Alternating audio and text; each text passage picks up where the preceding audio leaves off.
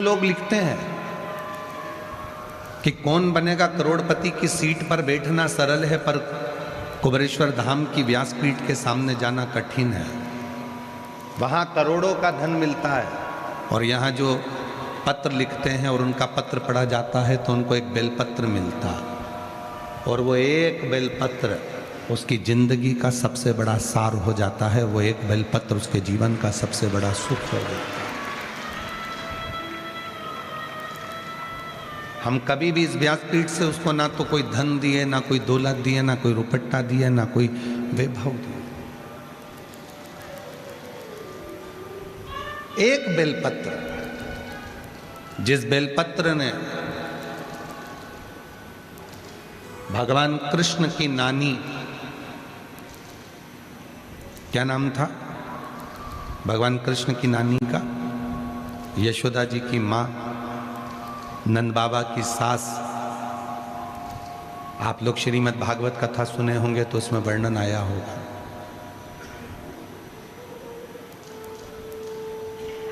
भगवान कृष्ण की नानी, यशोदा जी की मां, नंद बाबा की सास, पाटला देवी। क्या नाम था? पाटला देवी। एक बेलपत्र के बल पर यशोदा जी की जितनी बहन थी सबके घर में बच्चे थे, पर यशोदा जी के घर में संतान नहीं थी। और पाटला देवी मां यमुना जी के तट पर जाकर पार्थिव लिंग का पूजन करती थी और पाटला देवी पार्थिव लिंग का पूजन कर कर एक बेलपत्र शिव को समर्पित करती थी। शिव एक बूढ़े का रूप रखकर आ गए पाटला देवी के सामने और पाटला देवी से कहा, पाटला तू मेरी आराधना करती है, साधना करती है, क्या चाहिए तुझको? मेरी बेटी यशोदा जी की गोद खाली है, बस उसके घर संतान हो जाए। ठीक है, इतनी सी बात हो जाएगी। तुम यशोदा जी से जाकर कह दो, नंदराय जी से जाकर कह दो कि श्रावण के महीने की जब पूर्णिमा हो, उस पूर्णिमा के दिन अपने घर पर संत ब्राह्मण को बुलाना, भोजन कराना।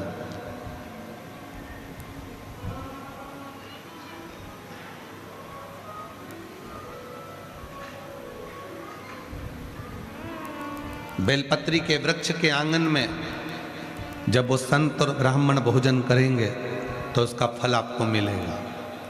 कभी मन कर जाए तुम्हारा शिव महापुराण पढ़ने का तो गीता प्रेस गोरखपुर की शिव पुराण लेकर आना, उसको पढ़ना। उसमें वर्णन आता है कि एक बेलपत्र के वृक्ष की छांव में जब हम किसी ब्राह्मण, संत, साधु, गुरुजन, बहन, बेटी, दामाद, भांजा, भांजी, बेटी, जमाई, किसी को भी अगर मुख झूठा कराते हैं तो 1 करोड़ गौदान के बराबर और हजारों अश्वमेध यज्ञ के बराबर पुण्य फल प्राप्त हो जाए।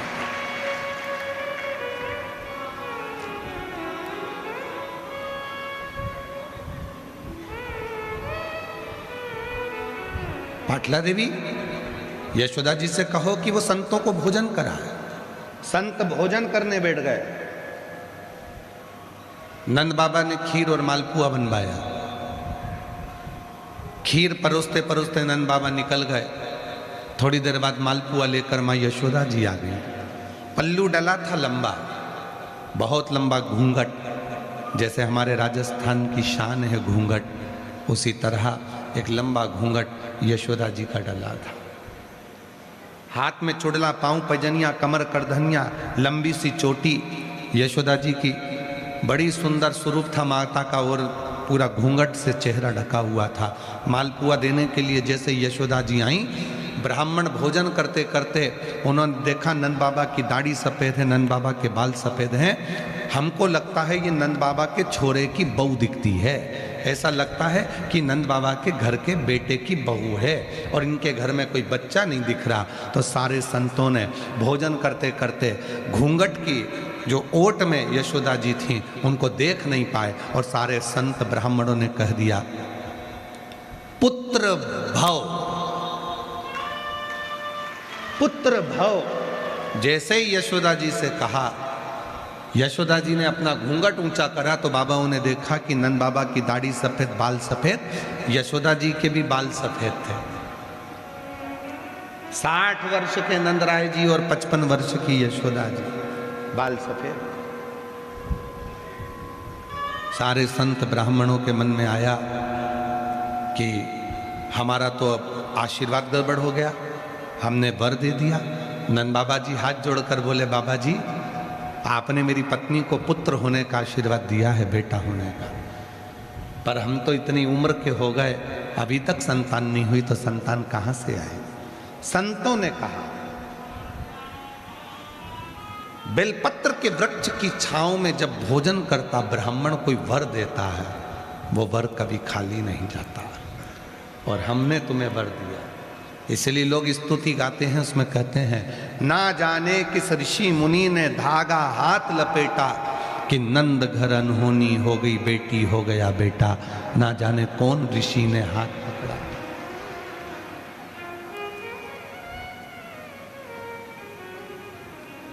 कौन ऋषि?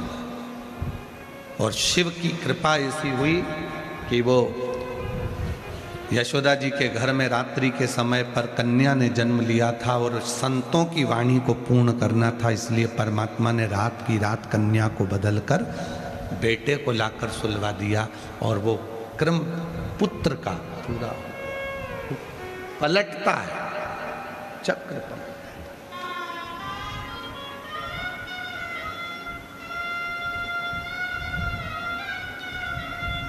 आज कथा का विराम है मेरी जीजियों, मेरी बेटियों, मेरे बेटाओं, मेरे बुजुर्ग माँ बाप, मेरे जमाई, मेरे जीजा।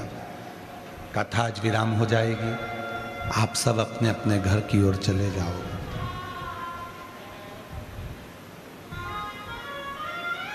पर मायके में 7 दिन जो आपने शिव महापुराण की कथा इस पंडाल के अंदर बैठकर सुनी है, तुम भले घर चले जाओ, पर 7 दिन जो तुमने बाबा को निमंत्रण दिया है अपने घर में आने के लिए, आपका दुखड़ा मिटाने के लिए, आपकी गोदी भरने के लिए, आपका सुख प्राप्त करने के लिए, मेरा भोले बाबा तुम्हारे पीछे पीछे तुम्हारे घर तक जरूर आएगा और तुम्हारा दुखड़ा मिटाएगा।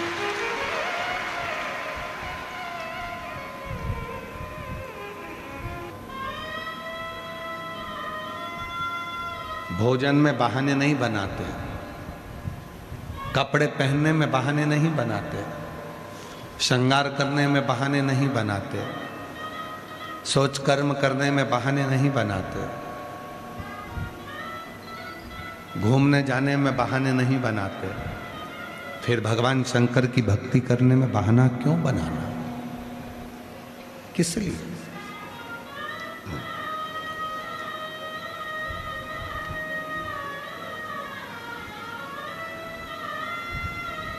कल एक किसी बहन जी ने कोई मैसेज करा सीहोर, और सीहोर से वो मैसेज आशीष के पास आया, और आशीष ने फिर हमें बताया कि गुरुजी बोले कि जब दुख आए तो अपने पुराने समय का, जो तुमने सोमवार का व्रत करा है, जो तुमने प्रदोष करी है, जो तुमने व्रत धारण करा है, तुमने शिव जी को जल चढ़ाया है, पार्वती मैया अपने बचपन के किए हुए पुण्य को याद करती है, उससे लाभ मिलता है।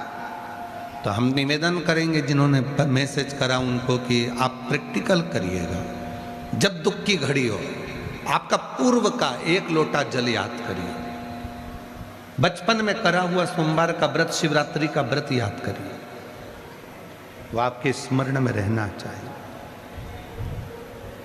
और केवल सीहोर वाला बाबा इतना ही नहीं कहता, हम तो यहां तक कहते हैं, जब तुम्हारे बच्चे बड़े होंगे तो तुमसे कहेंगे तुमने हमारे लिए क्या करा।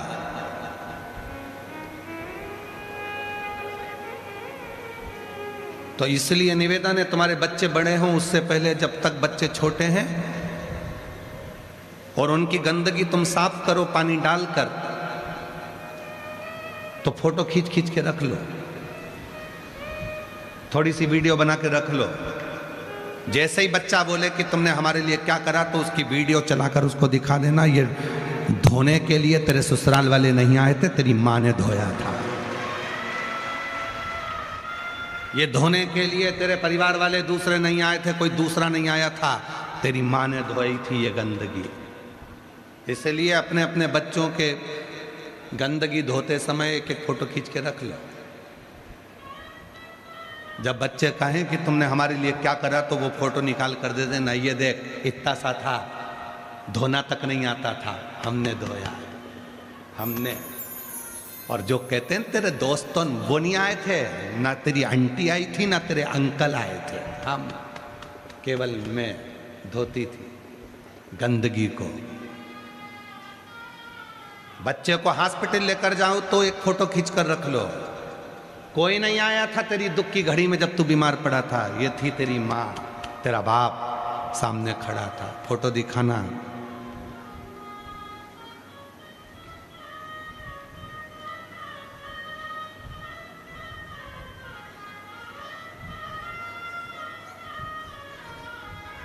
कोई नहीं आया था, उस समय पर तेरी माँ थी। अपने पुराने समय का स्मरण करो, बिल्कुल मत भूलो। कई सास अपनी अपनी बहुओं को अपनी अपनी पुरानी बात बताते हैं, भैया ऐसी गरीब परिस्थिति थी, भैया हमारा जीवन ऐसा था, भैया हमारा ऐसा जीवन था। बहुओं को लगता है क्या मम्मी तुम घिसी पिटी वही बात कहती हो। मम्मी इसलिए घिसी पिटी बात कहती है कि मम्मी चाहती है कि तू संभाल के चलना, अभी तो भगवान ने दिया है, उसको पकड़ कर चलना, कहीं हमारी जिंदगी जैसी जिंदगी तेरी ना हो जाए, इसलिए तुझे सुना सुना कर तुझे संभालना सिखा रही। और बहू को क्या लगता है कि मम्मी वही पुरानी पुरानी बातें घिसती रहती हैं, हमारी सास ऐसी थी, हमने ऐसा करा, हमने चूल्हे पे रोटी बनाई, हमने ये करा, हमने वो करा, हमने ये करा, हमने वो करा।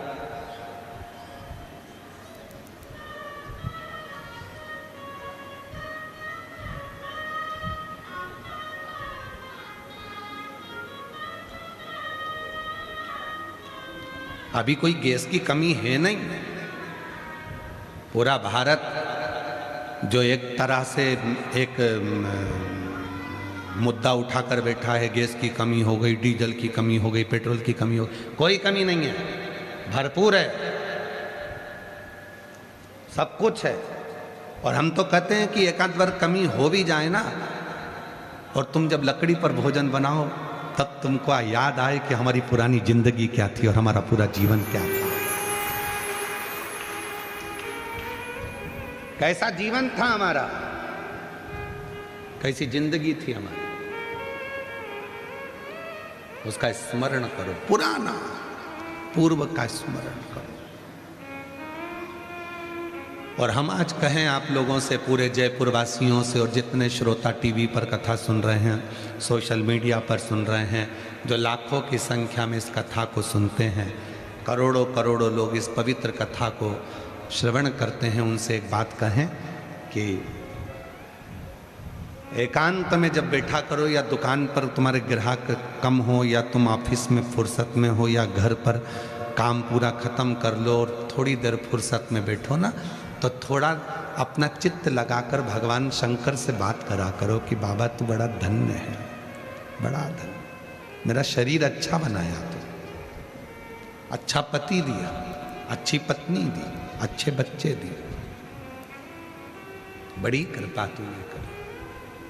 और कितनी बड़ी कृपा करी कि मुझे जयपुर में कथा सुनने का मौका दे दिया और मैं जाकर कथा भी सुन ली, बड़ी कृपा।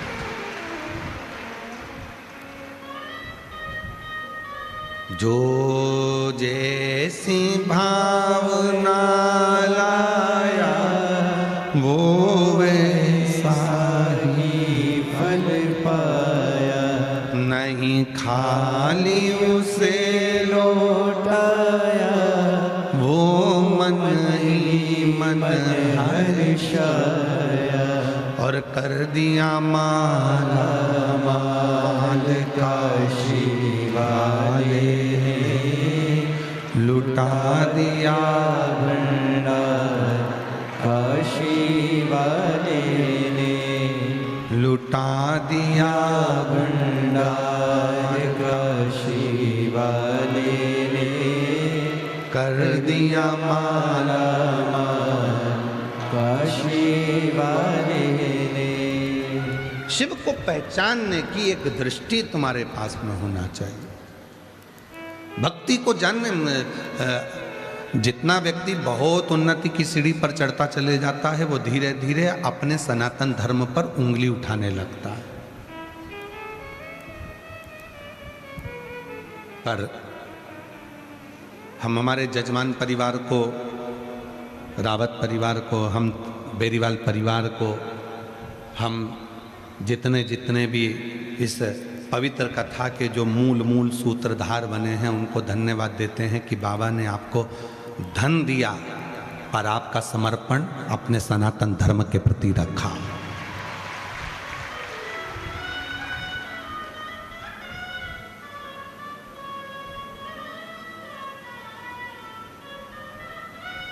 जयपुर में हड्डी के डॉक्टर हैं क्या? जम के तो बोलो। हड्डी टूटती है तो उसके डॉक्टर हैं, हॉस्पिटल हैं? अरे बोलते तो जाओ। ठीक है,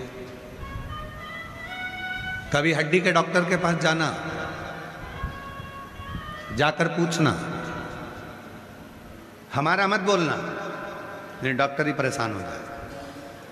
हड्डी के डॉक्टर के पास जाकर पूछना कि आपके यहाँ इतने सारे पेशेंट आते हैं, इतने सारे मरीज आते हैं जिनकी हड्डी टूटी होती है, उसमें से अंधे कितने आते हैं? कितने अंधे व्यक्ति की हड्डियां टूटी होती है? तो डॉक्टर कहेगा भैया हमारे यहाँ अंधे मरीज नहीं आते क्योंकि उनकी हड्डी नहीं टूटती, हड्डी हमेशा आंख से देखने वाले की ही टूटती है।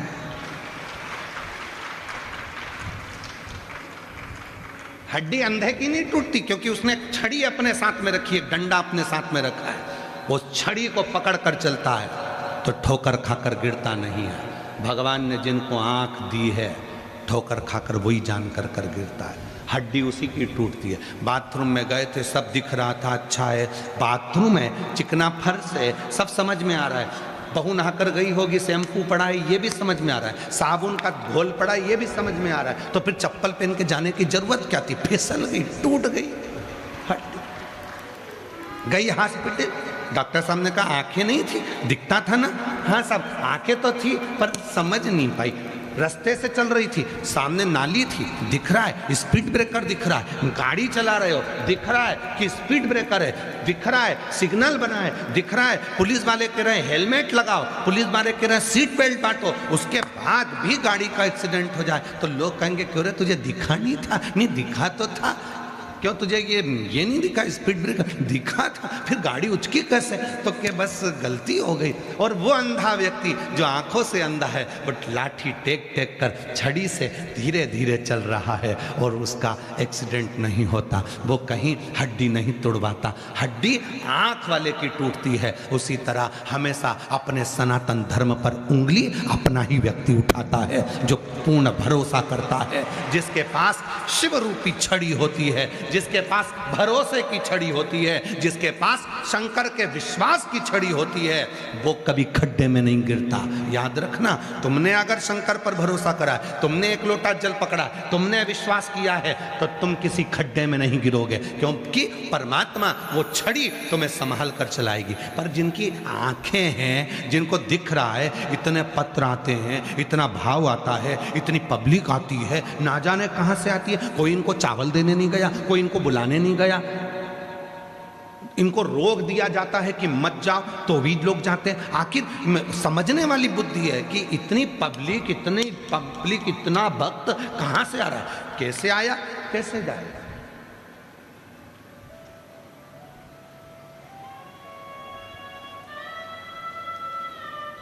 विचार करने वाली बात है कि शिव जी कितनी कृपा करते होंगे, कितनी करुणा करते होंगे। हम छड़ी को छोड़ दिए, हम शिव को छोड़ दिए।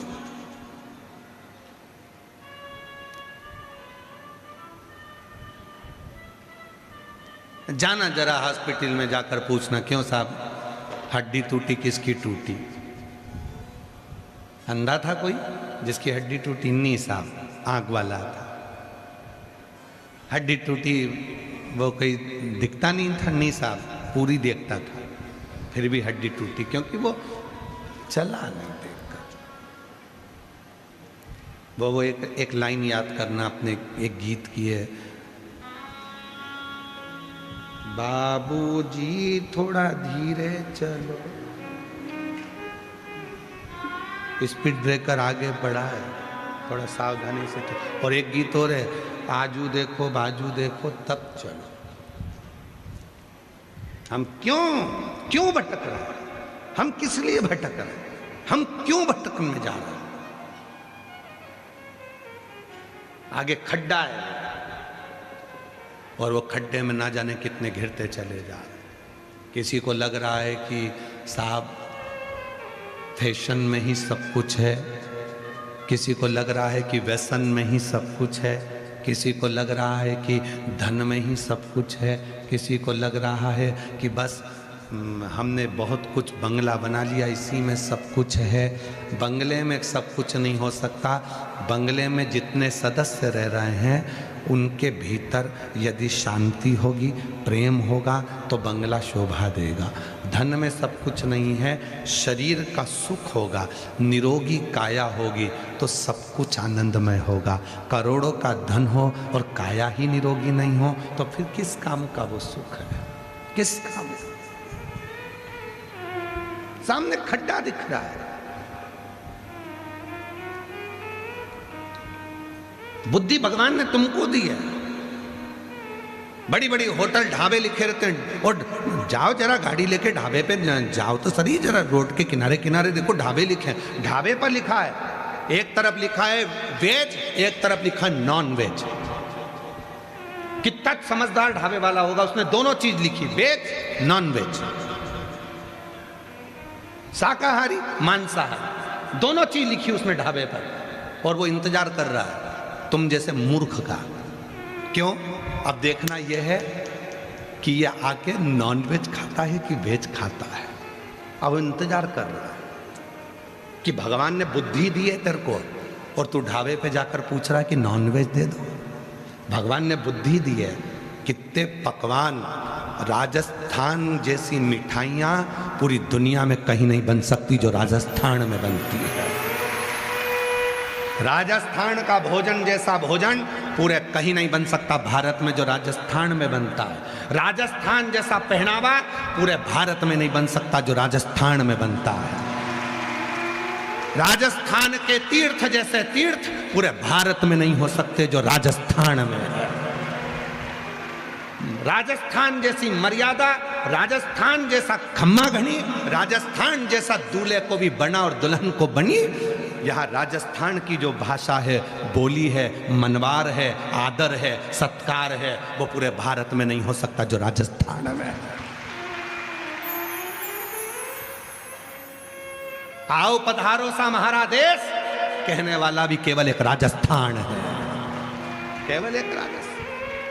और उस राजस्थान के लोग जो अपने घर से बाजरे की रोटी लेकर चलते थे, चटनी लेकर चलते थे, कड़ी लेकर चलते थे, भोजन करते थे और अपनी बुलंदता से आगे बढ़ते थे, आज उस राजस्थान के तीर्थों में भी दर्शन करने जाओ तो ढाबे के बाहर लिखा है कि वेज और नॉन वेज।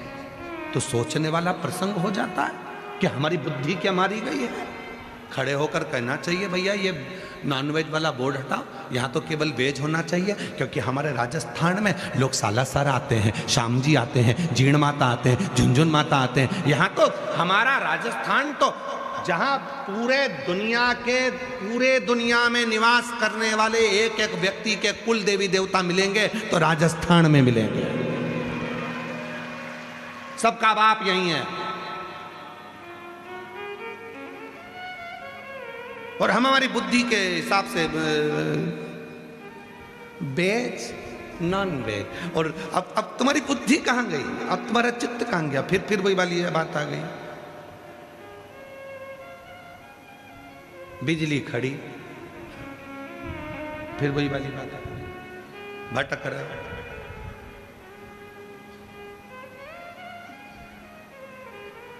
कहाँ हम भगवान को मानते नहीं हैं। मत मानो। कम मानते हो कि जब प्रूफ मिले कि भगवान है बाबा जी लोग कहते हैं प्रूफ मिले कि भगवान है तब हम मानेंगे। एक व्यक्ति ने हमसे भी यही कहा कि प्रूफ दिखाओ भगवान है तब हम मानेंगे। मतलब तुम्हें प्रूफ मिलना चाहिए तब तुम मानोगे? हाँ ठीक है। तो हमने कहा चलो हमारे साथ। हम उसको ले गए, एक बिजली का तार, उस पर कवर नहीं था। हमने कहा इसको छू ले, अरे करंट होगा। तो आप वो करने लगा करंट होगा। हमने कहा हम कैसे मान ले, छू के बता, पकड़ेगा तो मालूम पड़ेगा कि करंट होगा। छू, हम कैसे मान सकते कि हम नहीं मानेंगे? जब तू नहीं मान सकता तो हम भी नहीं मान सकते। तू करंट को छू, लग जाए तो माने, नहीं लगे तो फिर उसने कहा लगेगा मेरे को, मरूंगा मैं, बताएगा कौन? तो हमने कहा हम बताएंगे कि ये कह रहा था कि हम नहीं मानते। तो हमने इसको कहा हम भी नहीं मानते, बता, पकड़ के। और ये नहीं कर सकता तो हमने कहा चल दुकान चलते हैं मेडिकल, वहां से जहर लेते हैं। मेडिकल पे हमने कहा दे इसको जहर की पुड़िया दे। तो कहा, हमने पूछा ये क्या है? तो क्या विष। हमने पूछा क्या होता है इससे? क्या आदमी मर जाता है। हम तो मान ही नहीं, हम काय को माने कि मर जाता है? तो किस, हमने साइंस पढ़ी है, हमने पुराण पढ़ी है, हमने किताब पढ़ी है, उसमें हमें मालूम है कि विष हमेशा लोगों को मार देता है। तो हमने कहा हमने भी शिव पुराण पढ़ी है, हमें भी मालूम है कि शंकर दुनिया को तार देता है।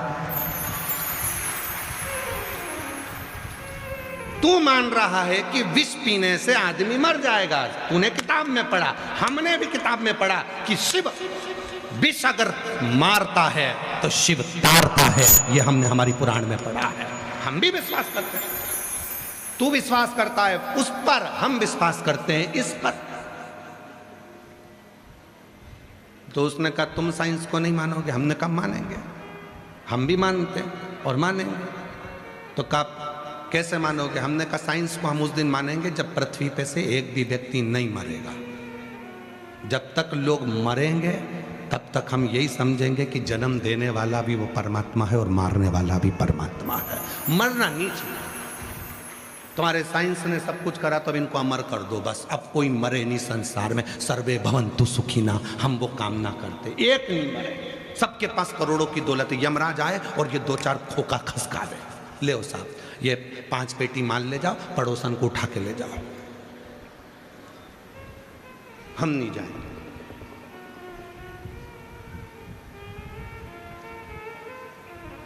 ए भाई, दुनिया में हम आए हैं तो जीना ही पड़ेगा, जीवन है अगर जहर तो पीना ही पड़ेगा। इस संसार सागर में यदि आए हो तो दुख भी झेलना पड़ेगा, खुशियां भी जिंदगी में आएगी, सब कुछ होगा इस जीवन में। बस इतना याद रखना, शिव की शरणागति का स्मरण रखना। हम शंकर को भजते हैं, हमारे पास प्रमाण है कि शिव हमारा है, हमारे जीवन का दुख वो काटेगा। मिलेंगे तर्क करने वाले, हम भगवान को नहीं मानते, हम भगवान को नहीं मानते। मत मानो, तुम्हारे मानने से क्या होता है? तो हम भी तुम्हारे लिए इसको नहीं मानते कि ये चीज हो सकती है। हम काय को माने? पी के बताओ विष कि इससे लोग मरे, पी पी तब हम माने। लगा करंट को हाथ तब हम माने, हम भी नहीं मानते। मानेंगे हम जानते हैं कि विष मार देता है, पर इतना भी जानते हैं कि मेरा शिव तार देता है, शंकर तार।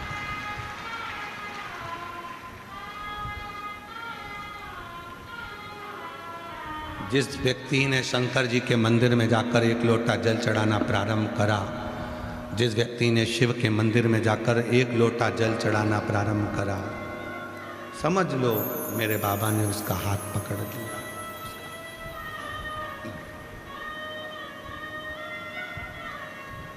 फूलों की कलियों में, काशी की गलियों में, फूलों की कलियों में, काशी की गलियों में, तेरे बिना कुछ कहीं ना,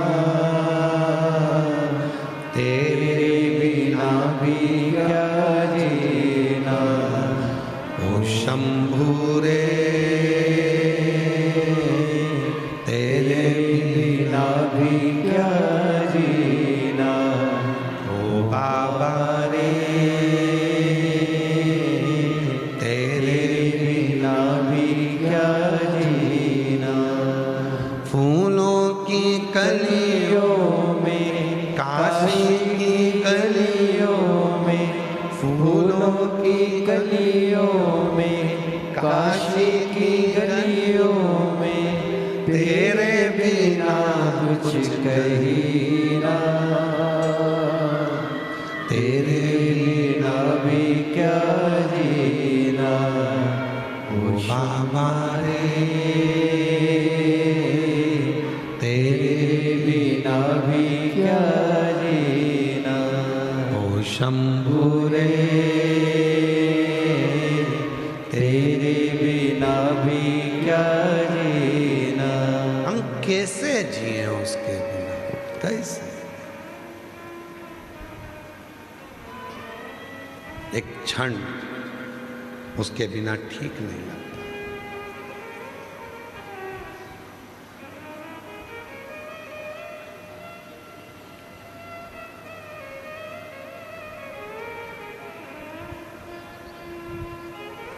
परसों के दिन आशीष कह रहे थे, गुरुजी बाहर बहुत सारे लोग मिलने वाले रह गए, आप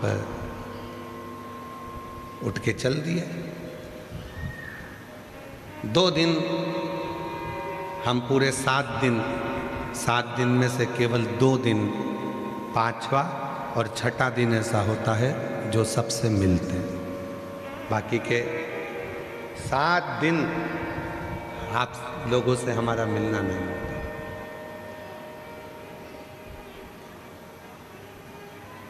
उसका कारण है हम नहीं मिलते हैं।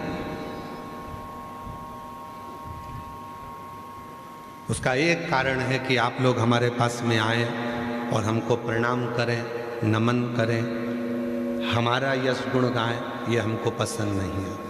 हम चाहते हैं कि जिस शंकर ने हमको दिया है उस शंकर का गुणगान तुम भी गाओ, बस उससे हमसे नहीं।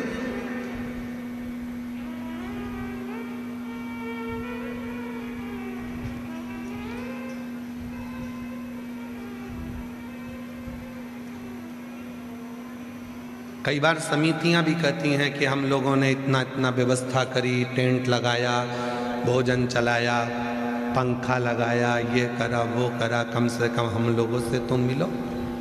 तो हम उनसे भी कह देते हैं, तुमने कथा सुनने के लिए कथा करवाई है, हमसे मिलने के लिए नहीं। हमसे मिलना है तो सीहोर आओ, जब हम कथा ना करें तो शाम को प्रदोष काल में, हम सीहोर भी नहीं मिलते, प्रदोष काल में जब हम आरती करने के लिए बाहर आए तब आपका और हमारा निगाह मिलेगी, बस उतना बहुत है, बहुत। और पहले के रिश्ते और आज के रिश्ते में अंतर यही तो है। पहले के रिश्ते और आज के रिश्ते में अंतर यही है। बाबा जी, पहले शादी होती थी तो ना लड़के के पास मोबाइल था ना लड़की के पास मोबाइल था, ना दोनों होटल में मिलते थे।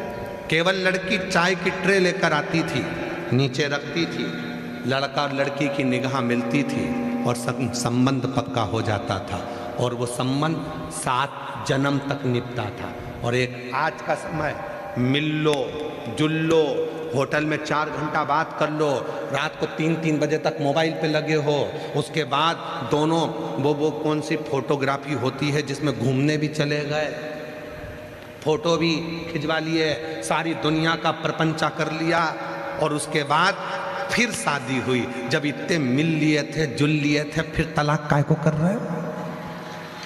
फिर तलाक क्यों?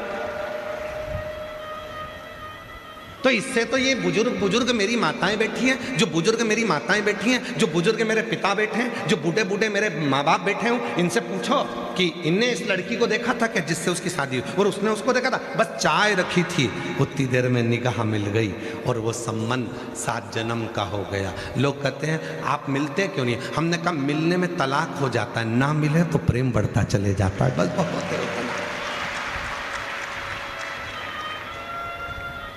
बहुत। और वो आज तक नहीं भरा।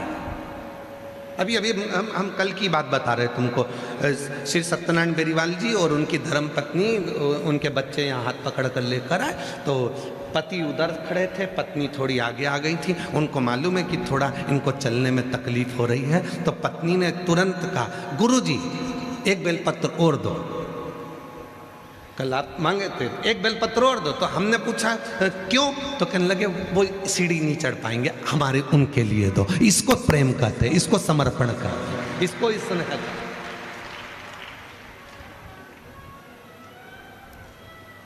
प्रेम की परिभाषा किसको कहते हैं वो समझे।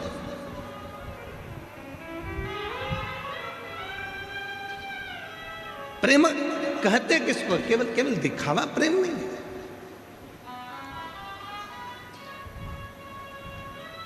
शिव के पास जाओ, मेरी मां जगत जननी जगदम्बा अम्बा पार्वती जी जब हलाहल विष मंथन में निकला और उस मंथन में निकले हुए विष को जब भगवान शंकर के पास लाया गया,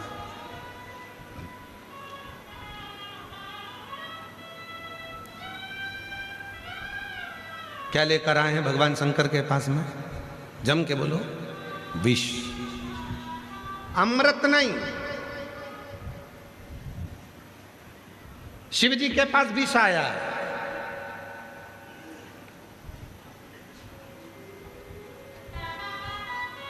एक गांव में एक व्यक्ति कथा कर रहा था, तो कथा करते करते वो जजमान से लड़ लिया। जजमान बोले लड़ाई, हमने पूछा क्यों लड़ लिया, तो लड़ाई इस बात की हुई है कि वो साड़ी चढ़ाया भागवत जी पे, तो ऐसी चढ़ाया कि जो कोई पहन ना सके। तो हमने कहा शिव पुराण पढ़ लेते एक बार, उसमें लिखा है शंकर जी के पास विष आता, अमृत नहीं।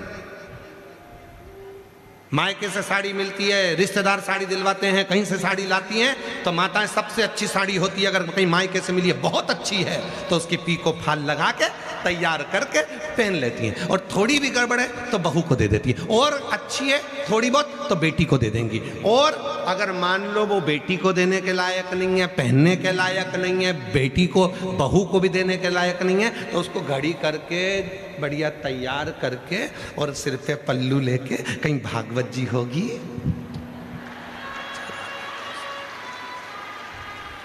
उस पे चढ़ा देंगे। अब ये सोचेंगे कि पंडित जी की लुगाई पहन लेगी, पंडित जी की लुगाई और ऐसी पहने देन देता वो साड़ी, फिर वो भी संभाल के रख लेती है। फिर किसी के यहाँ कोई फंक्शन होता है वहाँ दे देती है, वहाँ से फिर दूसरी जगह जाते जाते फिर जिसने साड़ी दी थी एक दिन उसके घर में ही कार्यक्रम था और वो साड़ी जैसे गिफ्ट खोला तो मालूम पड़ा अपनी है। इतने में बहू बोली, मम्मी तुमने तो ये कथा में चढ़ाई थी, बताओ महाराज की लुगाई ना जाने किसको दिया, बताओ।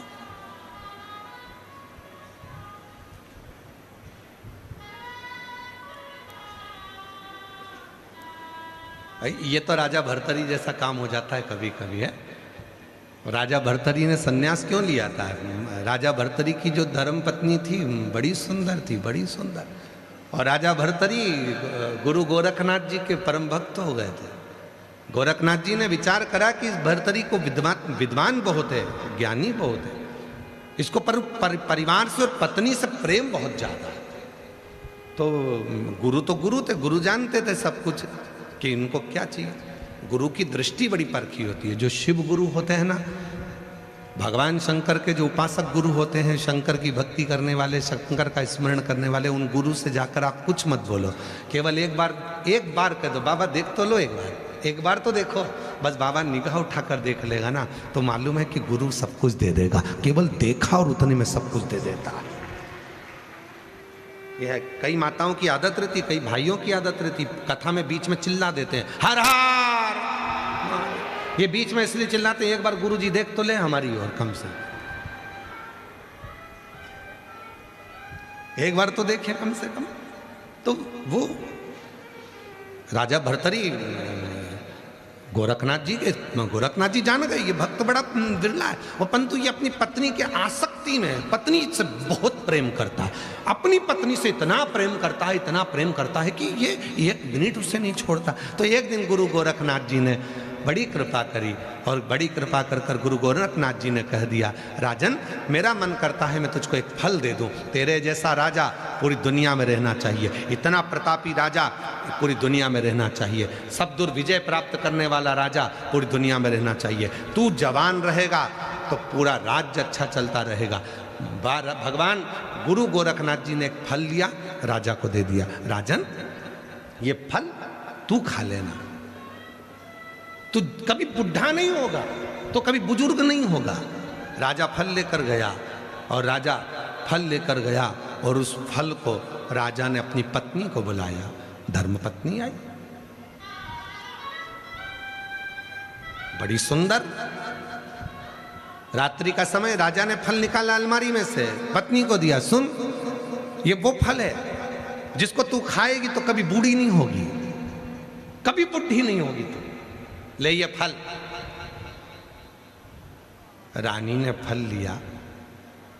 राजा बोला कि मैं तुझे इतना प्रेम करता हूं, अगर मैं फल खाऊंगा, मैं जवान हो गया, तू बूढ़ी हो गई तो मुझे अच्छा नहीं लगेगा, इसलिए तू जवान रहे, मैं बूढ़ा होऊंगा, चल जाए। राजा ने फल रानी को दे दिया, रानी ने फल अलमारी में रख दिया, नहीं खाया। रानी दूसरे दिन रात्रि को, रानी दरवाजे पर एक द्वारपाल था, राजा के दरवाजे का चौकीदार, उससे बहुत प्रेम करती थी, रानी उसे चाहती थी। रानी वो फल लेकर द्वारपाल के पास पहुंच गई, द्वारपाल के पास जाकर गले लगकर फल देकर कहा कि ये फल मैं तुम्हारे लिए लाई हूं, इस फल में क्या है, मैं चाहती हूं ये फल गुरु गोरखनाथ ने दिया है, इस फल को जो खाएगा वो जवान रहेगा, कभी बुढ़ा नहीं होगा। रानी ने कहा मैं तुम्हें बहुत प्यार करती हूं, मैं चाहती हूं कि मैं बूढ़ी हो जाऊं पर तुम कभी बूढ़े ना हो, इसलिए ये फल तुम खा लो। चौकीदार ने वो फल ले लिया, अलमारी में रख दिया। चौकीदार राजा के महल में एक नृत्यांगना नाचती थी, नाचने का काम करती थी। राजा उस नृत्यांगना को प्रेम करता था, वो चौकीदार उस नृत्यांगना को प्रेम करता था। रानी चौकीदार को प्रेम करती थी, चौकीदार को फल दे दिया। पहले समझ लें, भर्तरी प्रेम करते थे, पत्नी को दिया, पत्नी प्रेम करती थी चौकीदार को तो चौकीदार को दिया, चौकीदार प्रेम करता था एक नृत्यांगना को, एक वेश्या को जो नाचती थी। चौकीदार उस वेश्या के पास पहुंच गया, मैं तुम्हें बहुत प्रेम करता हूं, मैं तुम्हें बूढ़ा होते हुए नहीं देख सकता, इसलिए ये फल तुम खा लो, गुरु गोरखनाथ ने दिया था। अच्छा तुम खाओगी ना, कभी बूढ़ी नहीं होगी, मैं तुम्हें बूढ़ा होते हुए नहीं देख सकता, मैं बूढ़ा हो जाऊंगा, चल जाएगा, पर तुम बूढ़ी होकर मैं तुम्हें नहीं देख सकता। और वो फल उसने उस वेश्या को दे दिया। वेश्या राजा से स्नेह करती थी, साड़ी घूम के पहुंच गई वापस तुम्हारे पास। वेश्या राजा भर्तरी से प्रेम करती थी, और वेश्या राजा भर्तरी के पास जाकर कहती है, दुनिया में ऐसा राजा दूसरा नहीं हो सकता, महाराज मेरी इच्छा है ऐसा अटल राज्य आपका चले, इस फल को आप खा लो। राजा ने पूछा ये कौन फल है? ये वो फल है जिसको आप खाओगे तो जवान रहोगे, कभी बूढ़े नहीं होगे। राजा ने उस वेश्या से पूछा, सत्य बताना तुझे ये फल किसने दिया? चौकीदार ने। चौकीदार को बुलाया, तुझे फल किसने दिया? रानी ने। रानी को बुलाया कि फल तो मैंने तुझे दिया था, तूने इसको क्यों दिया? क्योंकि मैं इसको प्रेम करती थी। बस राजा ने अपना राज्य त्याग दिया और हरिद्वार में जाकर तप किया। हरिद्वार में तप क्या?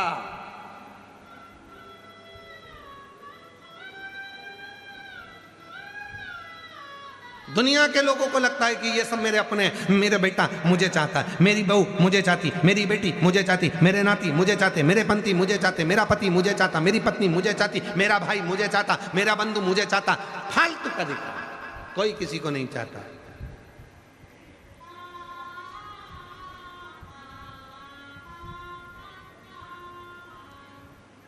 कथा कर रही है। इसलिए यीशु महापुराण की कथा करी, खूब कमाओ, अपनी कैपेसिटी से ज्यादा 4 गुना कमाओ। मेहनत कम मत करना, परिश्रम कम मत करना, एजुकेशन कम मत करना, पढ़ाई खूब करो, अच्छी नौकरी के लिए अप्लाई करो, खूब मेहनत करो, 4 गुना कमाओ। और अगर व्यापार कर रहे हो तो अपनी मेहनत से ज्यादा कमाओ, 4 गुना ज्यादा कमाओ। अच्छी मेहनत कर कर जितना कमा सकते हो उतना कमाओ। अभी तुम्हारा शरीर चल रहा है, पर याद रखना, कमाना, पर उस कमाई का एक अंश, हम तो यहां तक कहेंगे, किसी को मत दो, अपने ऊपर खर्च करो, स्वयं के ऊपर फुल एंजॉय करो, अपनी जिंदगी मस्त जियो, अपनी जिंदगी मत दो किसी को।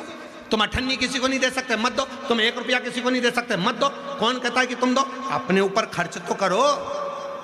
हम अपने ऊपर ही खर्च नहीं कर रहे। बेटा चला रहा एप्पल का मोबाइल, बाप चला रहा कीपैड। बेटा गया हेयर स्टाइल बनवाने, 500 रुपए दे के आ गया, और पिताजी लगे अपने हाथ से केची से छाटता फिरता। बेटा एक से बढ़कर एक जीन्स और टी शर्ट, और एक से बढ़कर एक परफ्यूम, एक से बढ़कर एक। और बाप सुबह अगरबत्ती लगाता है तो उसी के धुएं को अपने में चिपका लेता। आजा आजा, चिपक जा, खुशबू आएगी दिन भर मेरे शरीर में, चिपक जा। भगवान को अगरबत्ती घुमा रहा था, खुशबू वाली थी तो थोड़ी शर्ट के पास भी घुमा।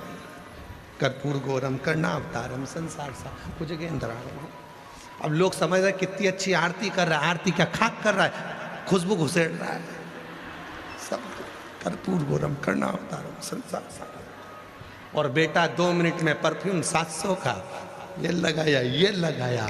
पिताजी वही गाड़ी को दिन भर रमा रहे जो कन्यादान में मिली थी पापा की शादी में, वो गाड़ी आज तक चल रही। और बेटे नई नई गाड़ी जिसमें ओंधे हुए जा रहा है,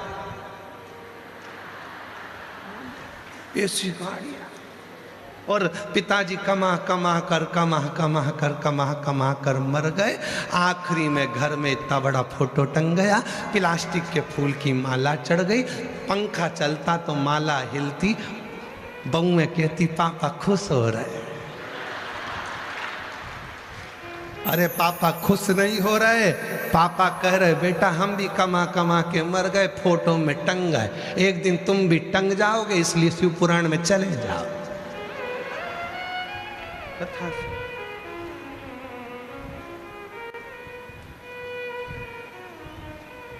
मौका मिला, करो भजन, मौका मिला है करो पुण्य, मौका मिला है करो स्मरण।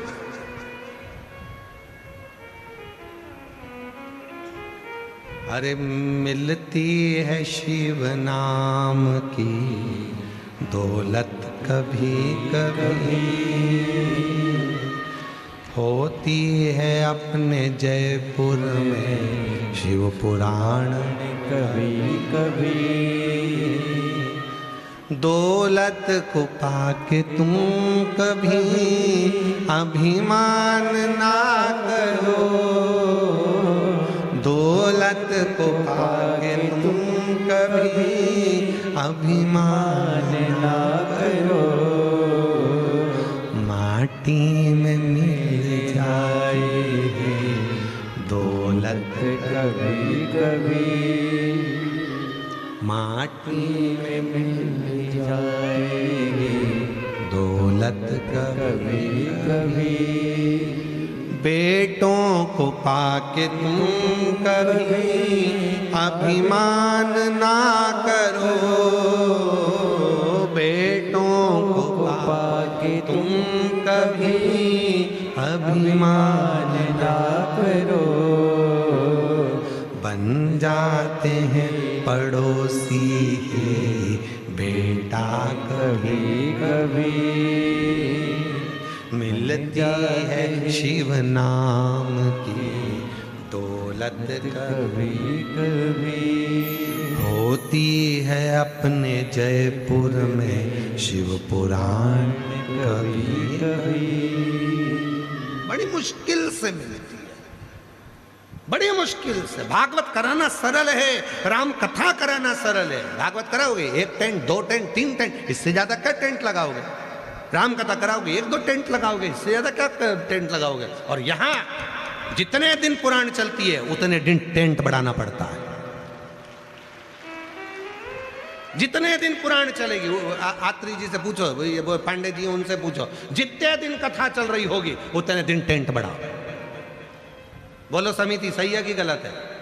समिति बोलो सही है गलत है? उतने दिन टेंट बढ़ाओ। चलो शाम को लग जाओ, यहाँ बढ़ाओ, यहाँ बढ़ाओ, यहाँ बढ़ाओ, बढ़ाओ, उधर बढ़ाओ, उधर बढ़ाओ।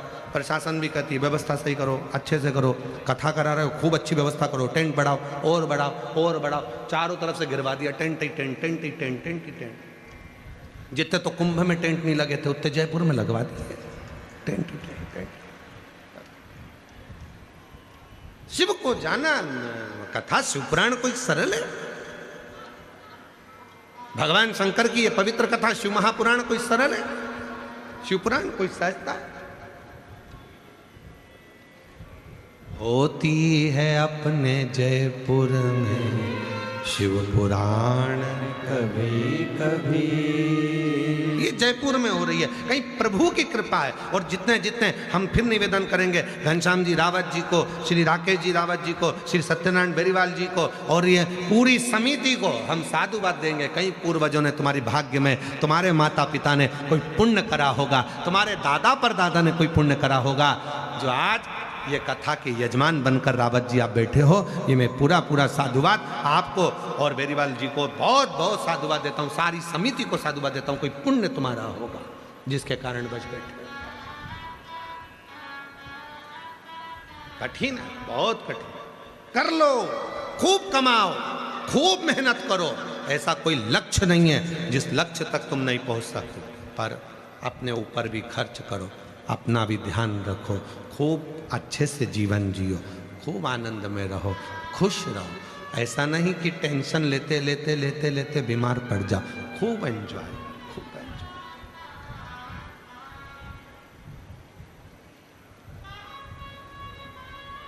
खुश रहो।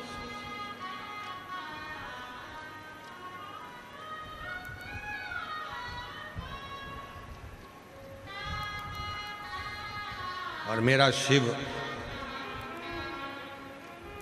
भगवान शंकर की कथा कर रही है। विष आया, विष।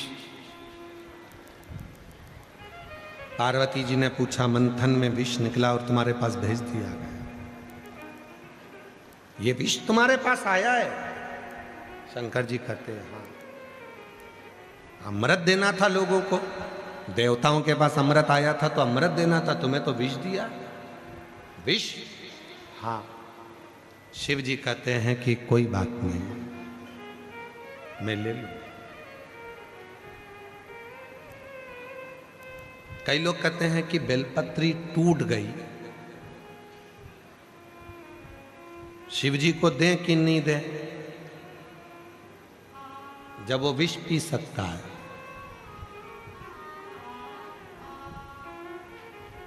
वो कहता है बेलपत्र टूट जाए ना चल जाएगा, पर तेरा दिल नहीं टूटना चाहिए। चलो, बेलपत्र टूट गया ना चल जाएगा, तेरा हृदय नहीं टूटना चाहिए। तेरा मन है मुझे देने का, दे दो। वैसे भी आज का जो समय है आदान प्रदान का हो गया।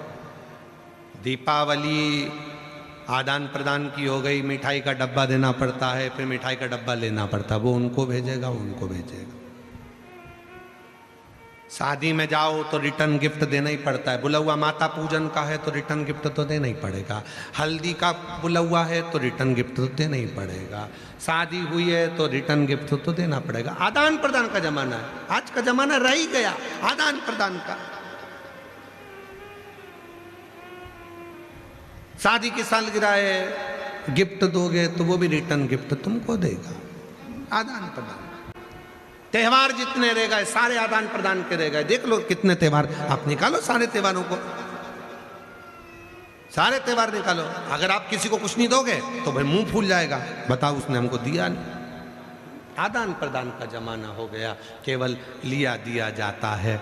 वहीं तक आज के समय में केवल त्यौहार, केवल आदान प्रदान के रह गए, और जिसने देना बंद कर दिया लोगों ने उससे रिश्ता ही खत्म कर दिया।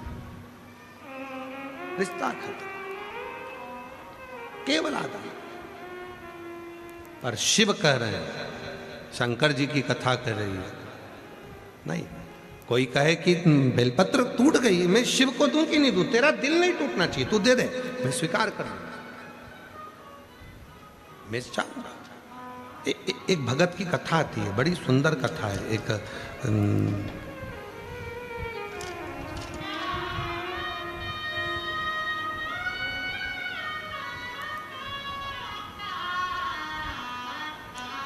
वीरशैव संप्रदाय में एक संत हुए, अल्लम प्रभु। शिव के बड़े उपासक थे। दक्षिण में वीरशैव संप्रदाय में एक संत हुए अल्लम प्रभु, शिव के बड़े उपासक थे, शंकर के उपासक। 11 दिन हो गए थे, 21 दिन हो गए, भोजन नहीं किया था, भूखे थे, भूखे, कुछ नहीं था। और अल्लम प्रभु का कार्य क्या था कि जो भोजन मिलता था पहले शिव को देते थे, फिर खुद पाते थे, पहले शंकर को। बाबा जी भोजन नहीं मिला 20 दिन तक। अल्लम प्रभु ने, वीरशैव संप्रदाय के अंतर्गत अल्लम प्रभु भोजन करने के लिए बैठे, और जब भोजन करने के लिए बैठे तो कुछ है नहीं, 20 दिन निकल गए, 20 दिन नहीं मिला कुछ। एक दिन उन्होंने सोचा अब तो मुझे भिक्षा मांगने के लिए जाना चाहिए। मैं भूखा रहूं चल जाए, पर मेरा शिव भूखा नहीं रहना चाहिए, शिव भूखा ना। चले गए भिक्षा मांगने के लिए। भिक्षाम देहि, भिक्षाम देहि, आवाज लगा। अल्लम प्रभु से पूरे नगर के लोग चिढ़ते थे, क्योंकि ये कोई कार्य नहीं करे, केवल शिव जी शिव जी शिव जी शिव जी, भगवान शंकर शंकर शंकर शंकर। आप में से कई माताएं ऐसी हैं, कई मेरे जीजा ऐसे हैं, कई मेरी जीजियाँ ऐसी हैं, कई बेटियाँ ऐसी हैं, कई बुजुर्ग माँ बाप ऐसे हैं जो दिन भर शिव पुराण में ही लगे रहते हैं। तो घर के लोग भी चिढ़ जाते हैं कई बार। बताओ, बस बैठ गई टीवी खोल के, कथा कथा कथा कथा। तो कई बार पत्नियां कह भी देती हैं, क्या करूं दिन भर मोबाइल चलाऊंगी, तो तुम कहोगे कि दिन भर मोबाइल चलाती रहती है। और होता है कई बार, एक सास बहू से भिड़ ली, लड़ ली, क्यों रही, ये दिन भर 2-2 3-3 घंटे तक तू मोबाइल में देखती क्या रहती है? तो दिन भर मोबाइल में क्या देखती रहती है? बहू से सास भिड़ ली। तो बहू ने कहा, मम्मी कुछ सीख रही है। क्या सीख रही है? सास से कैसे निपटा जाए।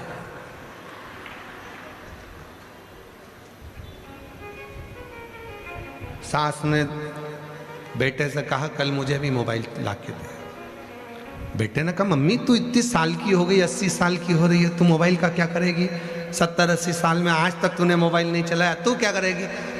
मैं भी सीखूंगी बहू से कैसे निपटा जाए, मोबाइल पे सीख, इनसे निपटा कैसे जाए, ये होता है। तो शिव कथा कर रही है, दिन रात शिव शिव शिव शिव। कई माताएं ऐसी हैं जिनको कथा के बिना नींद नहीं आती। 5-10 मिनट जब तक वो कथा नहीं सुन ले तब तक उसे नींद नहीं आ। जब तक वो दिन में एक बार कुबेरेश्वर बाबा को नहीं देख ले, एक बार शिव पुराण की कथा भले 1 मिनट की सुने, पर जब तक उसके कानों में आवाज नहीं चली जाए तब तक उसको आनंद नहीं आता। कई माताएं ऐसी, कई भाई ऐसे, कई बेटियां ऐसी, कई बेटा ऐसे, वो सुने बिगड़ जाते नहीं। अब अल्लम प्रभु शिव शिव शिव शिव जपते, तो गांव के लोगों ने आज उनको भोजन नहीं दिया, भूखे 20 दिन निकल गए, कुछ ना मिला। अल्लम प्रभु एक बुढ़िया के दरवाजे पर गए, बुढ़िया के, और अल्लम प्रभु ने बुढ़िया के यहाँ जाकर आवाज लगाई, माँ, ओ माँ भिक्षाम दे, भूख लगी है माँ। बुढ़िया ने हाथ जोड़कर कहा, बाबा जी 3 दिन से मैंने कुछ नहीं खाया। अल्लम प्रभु ने कहा, 3 दिन पहले क्या खाया था? रोटी थी एक 4 दिन पुरानी, और मिर्ची तोड़कर लाई थी, उसको पीस कर नमक डालकर उस मिर्ची की चटनी बनाई थी। मिर्ची की चटनी है क्या? नहीं। पुरानी रोटी है क्या? नहीं। वो मिर्ची का सिलबट्टा जिस पर तूने चटनी पीसी थी वो पत्थर है क्या? अल्लम प्रभु से उस बूढ़ी माँ ने कहा, हाँ वो मिर्ची का सिलबट्टा है, वो मिर्ची पीसने वाला पत्थर है, वो सिलबट्टा है, मुझे वही ला दे। पत्थर? हाँ, बहुत भूख लगी है, वही ला दे। पत्थर? हाँ। गई, जिस मिर्ची को पीसती थी वो पत्थर से, उसमें मिर्ची की चटनी लग रही थी, वो मिर्ची लग रही थी, और वो सिलबट्टा लाकर अल्लम प्रभु को दिया। अल्लम का रोज का नियम था, जब तक भगवान को नहीं खिलाता था कुछ नहीं खाता था। सिलबट्टा लेकर गया, पानी में धोया, शिव जी को दिया, और फिर वही पानी मिर्ची का अल्लम प्रभु पी गए, चाट लिया।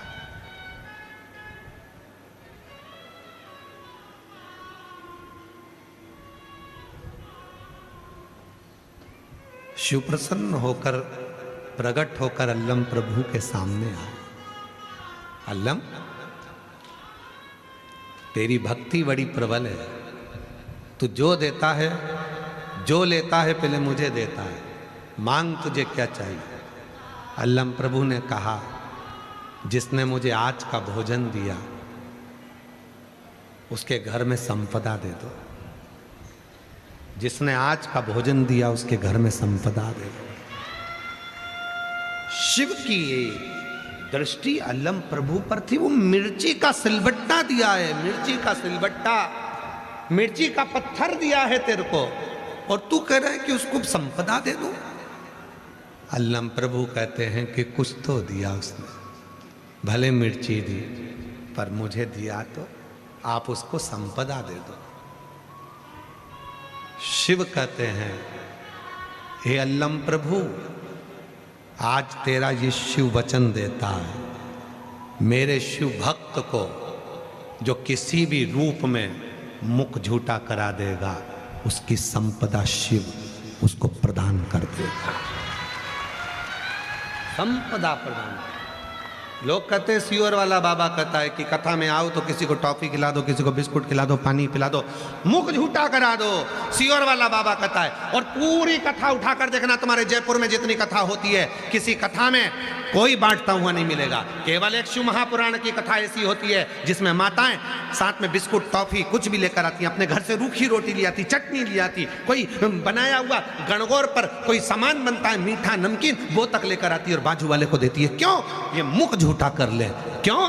क्योंकि शिव महापुराण की कथा कहती है, अगर किसी शिव भक्त का मात्र मुख झूठा हो जाता है तो घर संपदा से भर जाता है, वहां कमी नहीं रहती है। मुख झूठा। हम हमारी कथा में हमेशा कहते हैं 3 चीजें साथ लेकर चलो, पानी की 2 बाटल, एक छाता और एक ओढ़ने का कम्बल चादर साथ लेकर चलो। पानी की 2 बाटल इसलिए, एक बाटल तुम्हारे लिए और एक बाटल तुम्हारे आस पे पास में पड़ोसी में कोई भी रहता है, तुम उसको कुछ खिला नहीं सकी हो, कुछ नहीं दे सकी, तो अपनी पानी की बोतल लेकर उसका मुख झूठा करा दो। जीजी पानी पियोगी क्या? लो थोड़ा सा पी लो, एक घुट पानी पी लो, थोड़ा सा तो पी लो, ये पानी तो पियो, थोड़ा सा जल ले लीजिए, बस इसमें तृप्ति है। उसका मुख झूठा हो जा, मुख झूठा। अल्लम प्रभु, तुझे वो मिर्ची दी है और तू मिर्ची मुझे दिया और तू कहता है उसको संपदा दे दो। हाँ, उसे संपदा दे। वो उसने शिव भक्त का मुख झूठा कराया है, शिव भक्त का। शिव भक्त का। और खोलो खजाने, जब शिव कथा शिवपुराण तुम्हारे यहां हो। यवतमाल में शिवपुराण की कथा अरणी में है। 30 तारीख को वहां शायद 30 मार्च से 5 अप्रैल तक कथा चलेगी। खोलो। और हम भी एक प्रयास कर रहे हैं।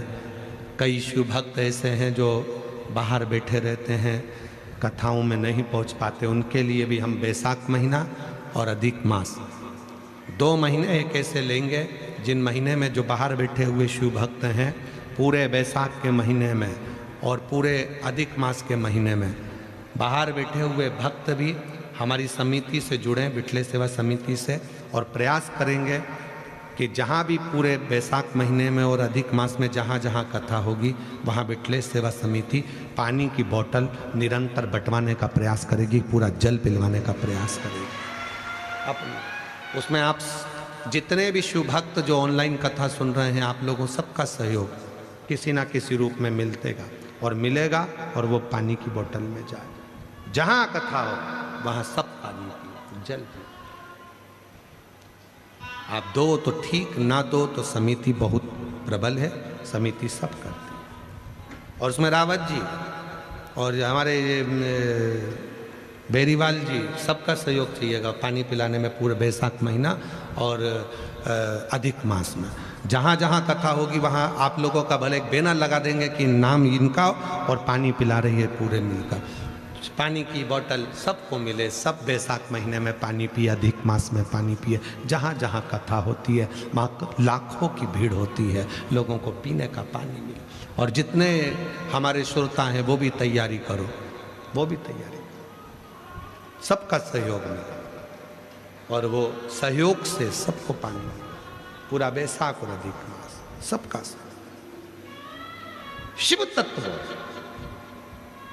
और उस तत्व के बिना सब शून्य है, सब शून्य। आप उसको स्वीकार करें। मुख झूठा कराए, अल्लम प्रभु ने कहा, उसने मिर्ची भले खिलाई।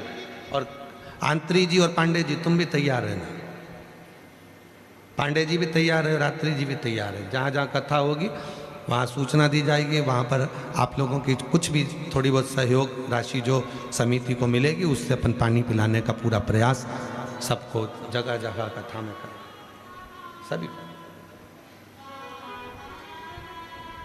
शिव तत्व, शंकर भगवान की अविरल भक्ति, शिव पुराण का स्मरण।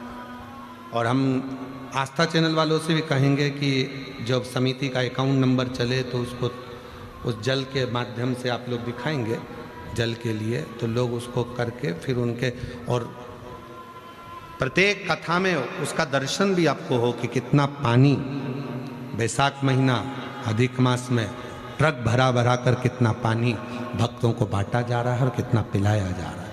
आप लोगों का अंशदान समिति के जो मिलेगा उससे उसको करा प्रेम से।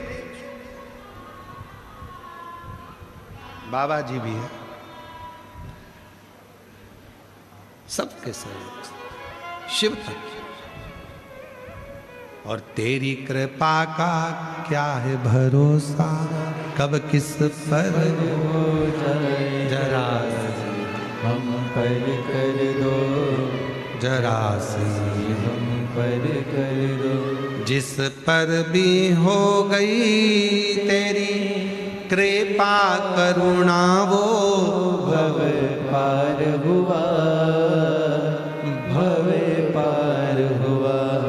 पापी हो चाहे जितना उसका भी बाबा उद्धार हुआ, उद्धार हुआ।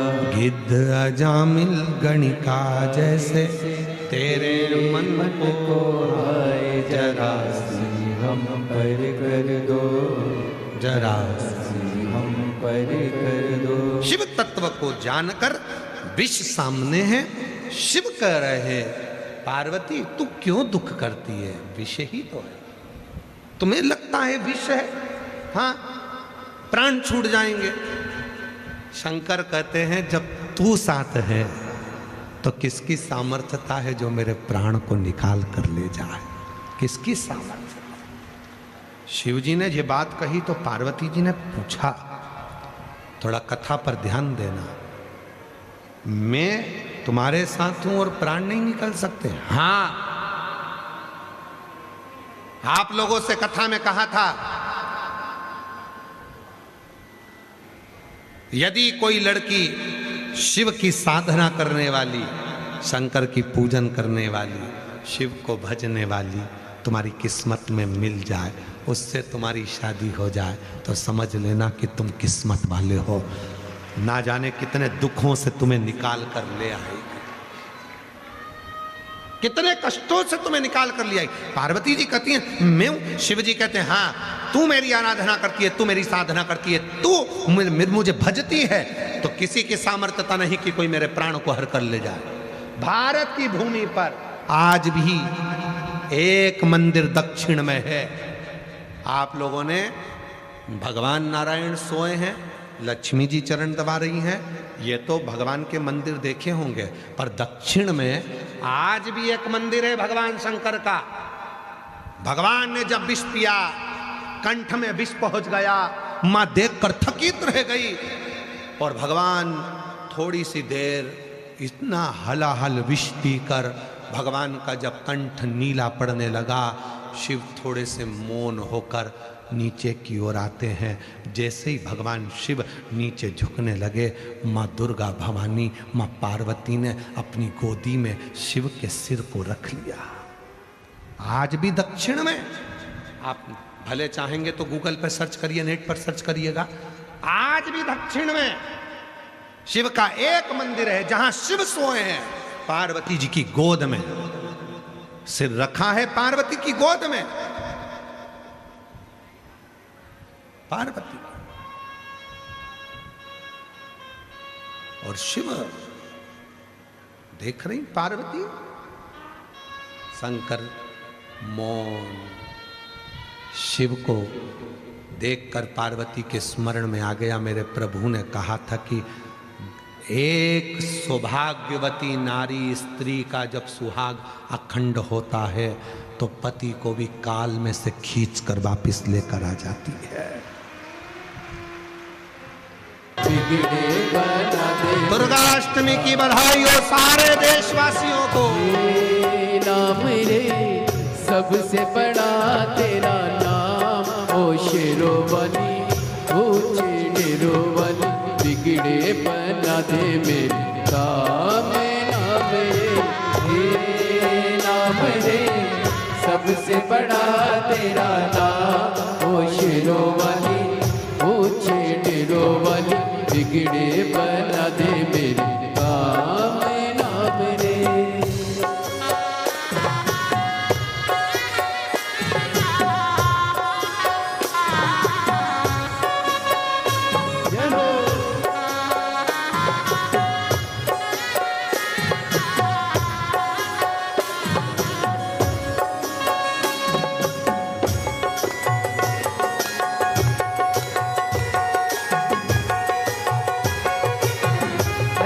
कटते पले ऐसी घड़ी है, विपदा आने पड़ी,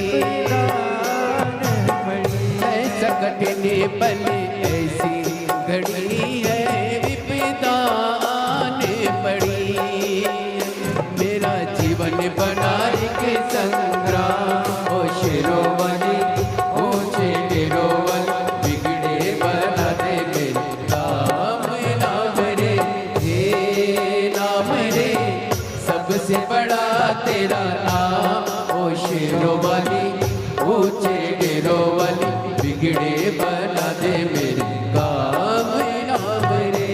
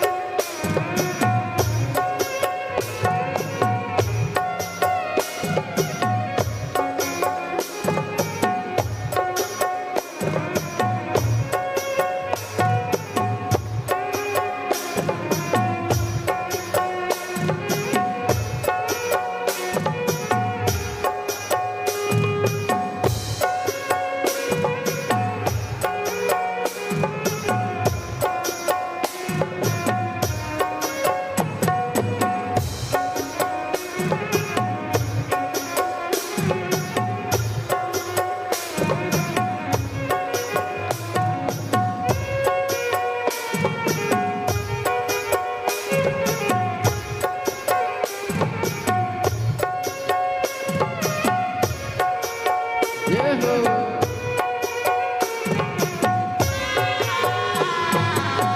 भक्तों को दुष्टों से छुड़ाए, बुझती ज्योति जगाए। भक्तों को दुष्टों से छुड़ाए, बुझती ज्योति जगाए। जिसका नहीं है कोई जगत में, तू उसकी बन जाए। जिसका नहीं है कोई जगत में, तू उसकी बन जाए।